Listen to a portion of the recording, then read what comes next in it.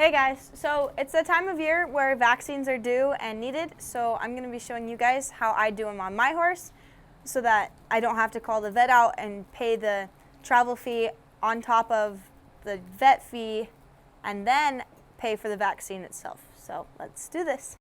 First, I'm going to show you guys how to set up your syringe. So you're going to take off the cap very carefully, and then we'll just put that in a pocket.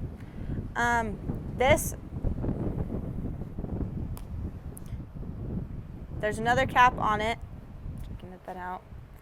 Okay, so now you have your needle. So I keep it in the cap until I need to use it. Then some of them will twist on, some of them just push. This one you just push in there nice and tight. Make sure it's nice and snug on there. And then when you then take it off later, hold that and then you're ready. As well, you see how there's a little bubble in it?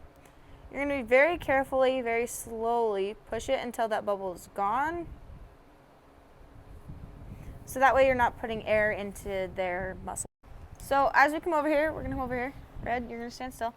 And I have 2 shots. So one of them is a herpes, influenza, tetanus, and encephalitis is this one. And then I have another one, which is the West Nile virus vaccine. So there's 3 places you can put this injection since it's an intramuscular. So you want a large area of muscle. Stop.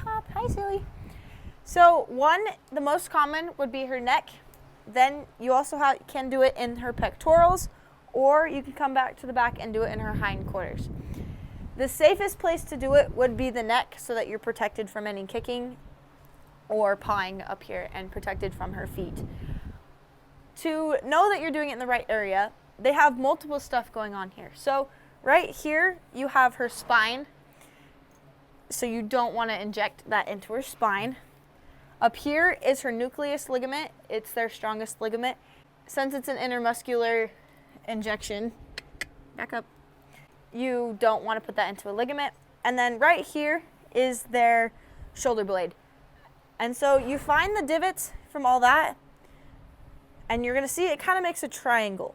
So you have up here, which is there. Then you'll find this over here and down here.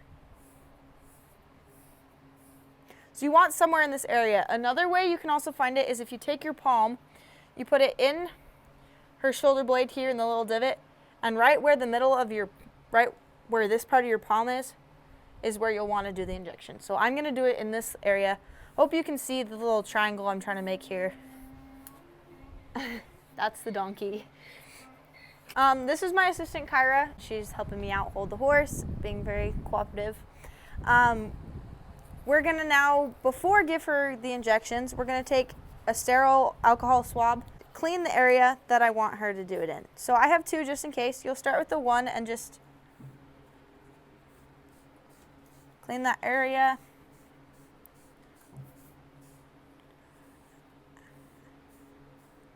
And if you see how there's a lot of dirt on it, take the second one and clean that area one more time. Just make sure it's good and clean.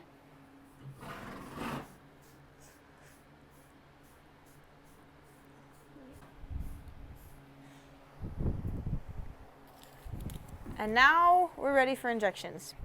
So start with the first one. I already got the air bubble out like I told you before.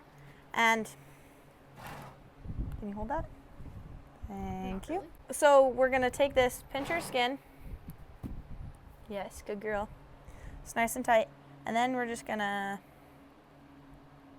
push it in there. 3, 2, 1. Good girl. Whoa. And we're going to draw back to make sure we have no blood.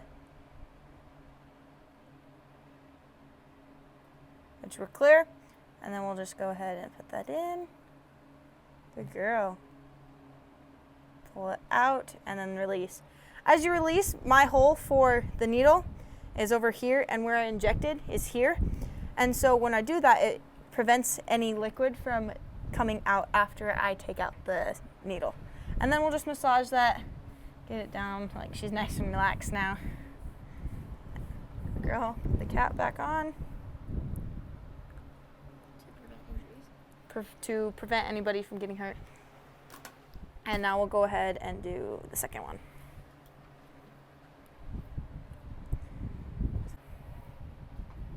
Pinch the skin. Poke it in. Draw back anything just to make sure we have no blood. We're clear. And then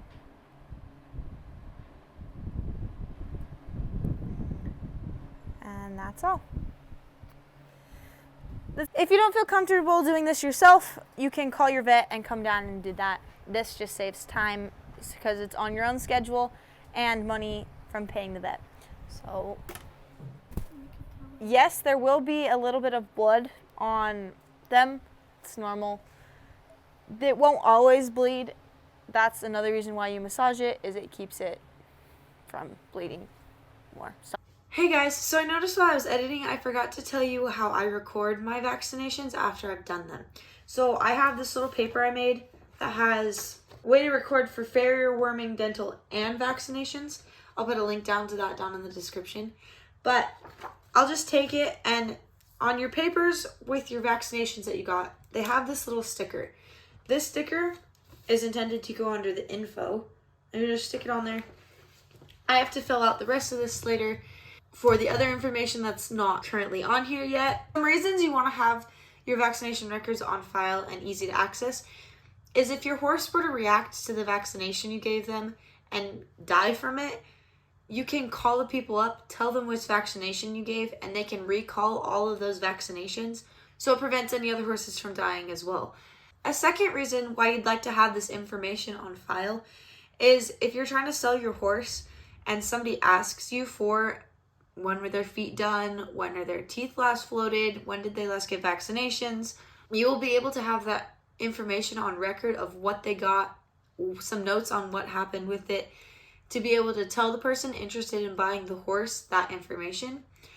Also, people who are asking that information when inquiring about a horse are likely to take care of that horse in the way it's supposed to be taken care of and treat it how it should be, which is any horse person's desire when they're selling their horse. So here's a little just pop in and we'll get back to the video. Now that she said she was such a good girl, she gets a carrot. There's your carrot. Hi. And that was our video. Thank you for joining me today. Make sure to like and subscribe and tune in to next week. See ya.